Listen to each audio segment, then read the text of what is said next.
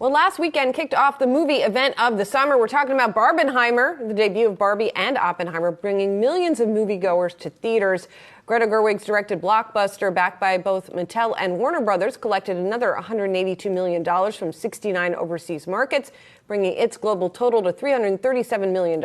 And Oppenheimer brought in another about $93 million from 78 international territories, resulting in a $174.2 million global haul. Christopher Nolan's fans traveled far and wide to a select few IMAX theaters to see Oppenheimer in its intended 70-millimeter film format. For more on the film and entertainment industry, we're joined by Richard Gelfond, Chief Executive Officer of IMAX Corporation. Our Allie Canal is with us as well. You guys also reported earnings that got a boost from Oppenheimer, which was really interesting. Richard, talk to us about how the year has gone and sort of then Oppenheimer, really being successful for you all. So the earnings haven't yet got a boost from Oppenheimer. Right. But you talked a lot on the call about how big it was for you all. We did, and the narrative is our first quarter was really good. Yesterday we reported our second quarter, and we beat pretty much all the key indexes by about 30%. And the reason for that is there's been a paradigm shift. So our market share in North America is up 50% from pre-pandemic, and globally it's up very, very strong as well. When people go out, they know they want something really different than their couches. They had enough of that, and they're willing to pay for it. So as a result, our box office is tracking towards 2019 pre-pandemic levels, and other areas of our business like signings and installs are also doing very well, which lead to network growth. Oppenheimer has made this already the biggest July in IMAX's history, and we're over $50 million for the first 4 days just in IMAX, and remember, we're less than 1% of the screen showing it. So obviously that bodes very well for the third quarter right now. So the year is set up nicely. Our stock is up very big today, and I think it's a matter of taking out your pen and adding up the numbers for the first two quarters, third quarter, look at what a fair multiple is, and we've been very undervalued, but I hope now is the turning point for that. Richard, I want to talk about China because we've seen some softness in that market. Mission Impossible 7, for example, those movies typically do very well in China, but not so much this time around. It seems like Chinese moviegoers, they want more local language titles. Given how global your business is that a concern at all? Yeah, I mean, you're right. The Hollywood films have not done as well as they have in previous years. The good news for IMAX is we've really over-indexed. So whereas we used to do, for U.S. films, about 10% of the Chinese box office, now we're doing 15, 20% of the Chinese box office. So part of the narrative I was just talking about, gaining market share, has insulated from some of that, not all of it. The rest of it, though, that's really helped us is local language films. So we pivoted several years ago to where, around half of our slate there are Chinese films. And there was a film this weekend called Creation of the Gods, a Chinese language film, and we did about 16% of the Chinese box office on IMAX screens, 1% of the total.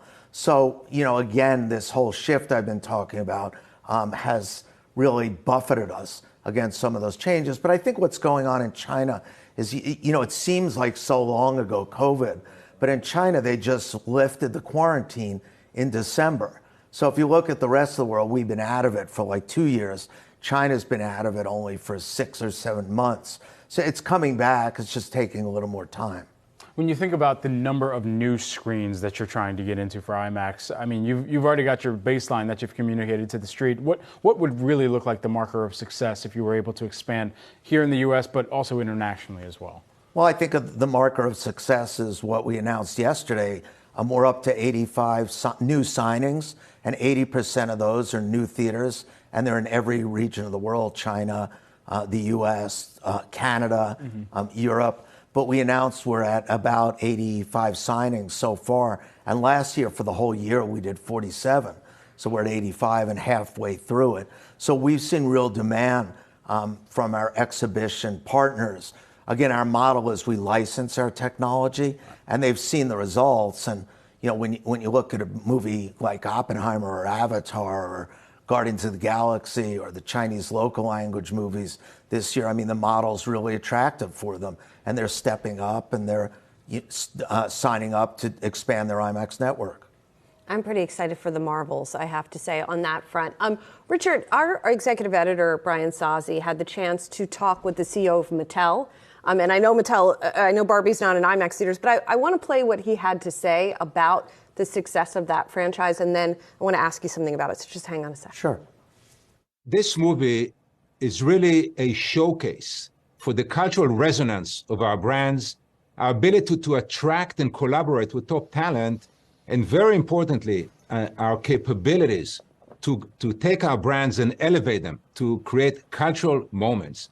It speaks to the potential of Mattel Films and the significant progress we made on our strategy to capture the full value of our IP. So it is an important moment for Barbie.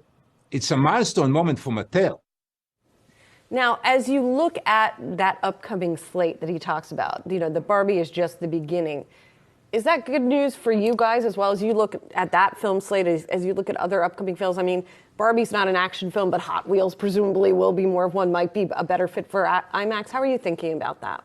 Well, I think the more content from whatever its source, the better for us. And I think particularly, as you would guess, visually exciting content or things where audio really adds a lot, or filmmakers doing different things. And I agree with his take, but I rotate it a little bit. I think it also has to do with great filmmakers, and I think it has to do with original IP. I mean, clearly the market is telling us that more of the same isn't going to continue to deliver more of the same results. Sequels and franchises have done okay, but back to the question earlier, there's been a little fatigue around it. I think it's been a little bit exaggerated, but I also think the other part is a new way of marketing. So I have to give Warner Brothers credit, the way they marketed Barbie, because it wasn't a franchise. They had to be original about it, and it was fantastic. The pink house in Malibu and all kinds of crazy things. And I'd say the same thing about Oppenheimer. I mean, I don't know if you've seen the movie or not, but it's about a lot of things, not just the Manhattan Project.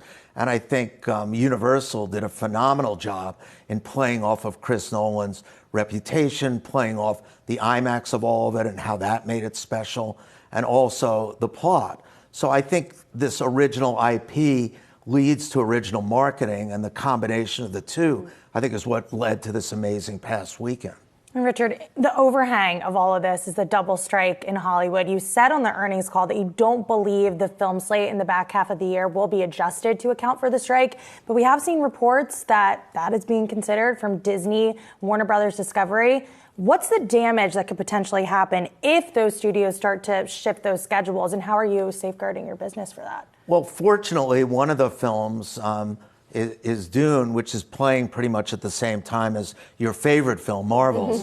So, if for some reason that moved, we could pivot to other films. Remember, we're not tied to one movie. We have flexibility. Also, for this year, in the first quarter, 30% of our films were local language films, 30% of our box office. Second quarter, 20% of our box office. So we could also pivot to local language films. And Japanese anime is a great example. We play that not only in Japan, but it's popular all over the world. But to your premise, I think it's very unlikely that the films the remainder of the year move. They're already, all the films we're doing are already in the can, they're done, so you don't need the talent to really get the films finished. What you need the talent for is to promote it. And I think when they do the math on delaying them, they'd have the carrying costs on the film for another year, and with interest rates where they are now, that's not insignificant.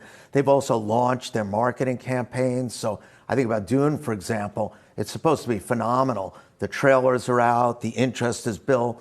If you pulled that back and you had to relaunch it a year from now, and who knows what it's in competition with, that would be a very difficult environment. And then there's the IMAX of it all. Again, you look at the box office that we did for Oppenheimer, and I would think the studios are not going to want to miss out on that. And I don't know whether we're going to be able to have an IMAX run for whenever they move it to. Right. So as you said, it's possible, but I think the odds are slim that that'll move. That's a really helpful breakdown of all of the factors behind all of this. Thank you so much, Richard. Really appreciate your time today. Thank you. I appreciate all of you coming. coming. Good to see you. Take care. Richard Gelfond, IMAX CEO, and our Allie Canal.